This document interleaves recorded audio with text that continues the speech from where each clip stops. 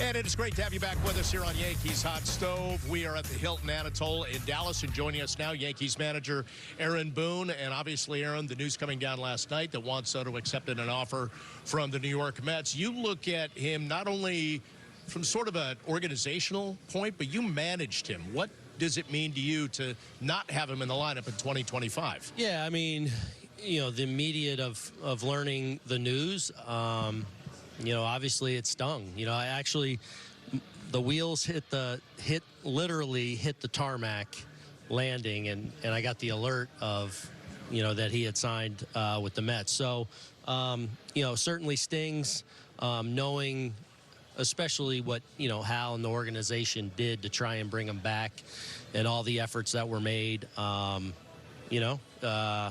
Obviously a great player. He was a great person in our room this past year.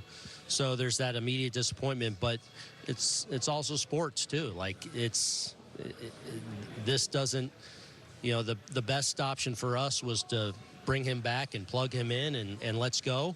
But this also doesn't prevent us from being a great team next year. And just the path getting there changes a little bit. And that's what, these meetings are for, and looking forward to the opportunity to build a great team, but now moving forward. Aaron, your team prided itself on being resilient last season. Organizations need to be resilient as well. So how do you pivot? How do you move forward and try to get back to another World Series? Yeah, I mean, look, we have a lot of great things in place, a lot of great players in place. I have a lot of faith in Hal and ownership that, they're going to give us the resources to go try and build a great team. Now it's on us to make quality evaluations and quality decisions. How that goes always depends. I was just asked here a few minutes ago, what do you go address? It depends where the market takes you. Sometimes you're able to really accentuate a positive of your club or a strength of your club. Sometimes you're able to go plug a hole. It just depends based on how you're able to match up in the trade market, and then ultimately what you're able to agree upon from a free agent standpoint. So we've got room to do some things, and we're looking forward to that task of putting ourselves in a good position when we head down to Tampa in the middle of February. Aaron, you've played the game. You've essentially been around the game for 51 years. How do you wrap your head around that number for Soto, $765 million? Yeah, it's incredible. We're in this position, though.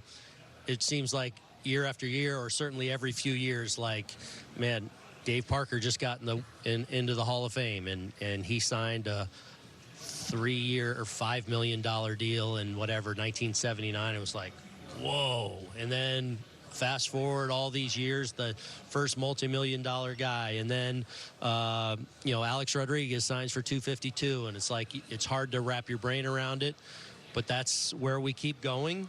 And I'm sure we'll be in this position talking about somebody else in 3 years, 5 years, 7 years. Can you believe that? It's hard to wrap your brain around. It's certainly more money than we'll probably ever see. So, but it's also an exciting thing that happens in our sport. Aaron, you said that the news stung. You spent an entire season around Soto, got to know him very well. How surprised or not surprised are you that he ended up not choosing the Yankees? Yeah, I wouldn't say. I think when asked about it, at the end of the year, my answer was I have no idea how it's going to play out, and that never changed all the way to the very end. I felt like we were certainly putting our best foot forward, and ownership certainly.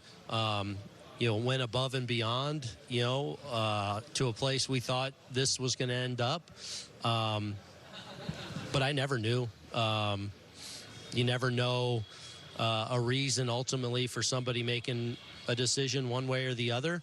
But Juan earned that right. And, so that's more of a question for him. The reality is, I remember being at the winter meetings last year, and when we acquired him, probably a year ago, almost to the day, I would imagine. I remember being in the room and us talking about, yeah, certainly we hoped this would be a long-term thing, but we were very clear we were making that move knowing the risk of, hey, this may be a one and done. And I think we got our money's worth, certainly. He was an unbelievable player for us, and a great person in our room, and somebody that I really enjoyed getting to manage, getting to know.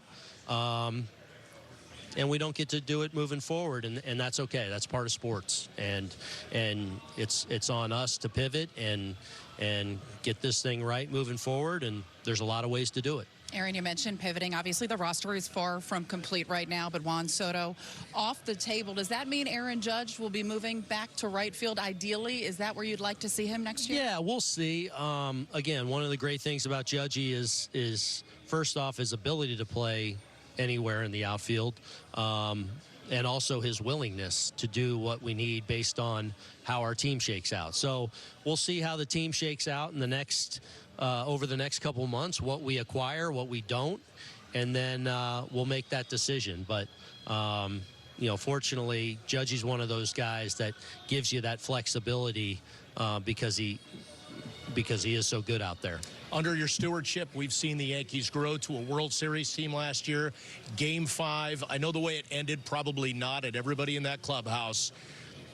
Do you feel like you left something on the table in that series, or are you able to just put it aside now and say, we got to laser focus on 2025? No, I mean, I think I used the word sting then. I used the word stings when Juan signed elsewhere.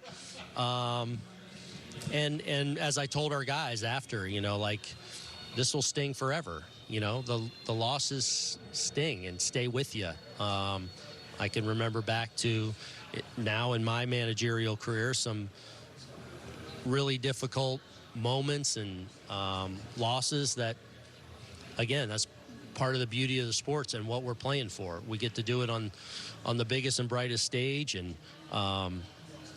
that's why you play, for that ultimate glory. But to reach that, there's usually some pain that goes with it. And losing the World Series, I'm sure will always, on some level, stay with me. Aaron, one of the items on your wish list no longer available, but when you look at the horizon, whether it's via free agent, whether it's via a trade acquisition, what are some of the areas you think that the Yankees need to shore up? Well, I mean, those are the things, obviously, these few days here, we talk about those all the time. I think you can go anywhere, and I'll go back to, again, you never know. There's obviously starting pitchers out there available. There's outfielders. There's defenders. There's great offensive profiles. Ultimately, there's different ways to get there. Again, sometimes it's building on something that's already a strength because that makes the most sense, and that's what you're able to get. Sometimes it's plugging a hole. You never know where it takes you based on who you're able to match up with sometimes in trades and who you're able to get or acquire, or who makes sense from a free agent standpoint. So we'll see. There's a lot of different ways to do it.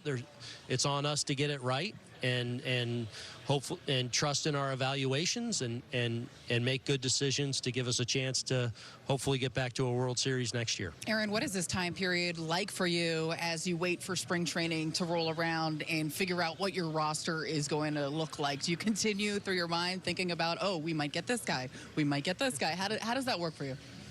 Sure, especially here.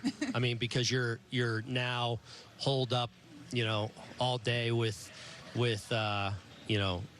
from Brian Cashman to all the front office people and scouts and analysts, and you're in a room, talking about different iterations and different conversations that are going on. So every time an idea comes up or a conversation with an agent or another team comes up, you start to play with different iterations of how this could shake out with your roster.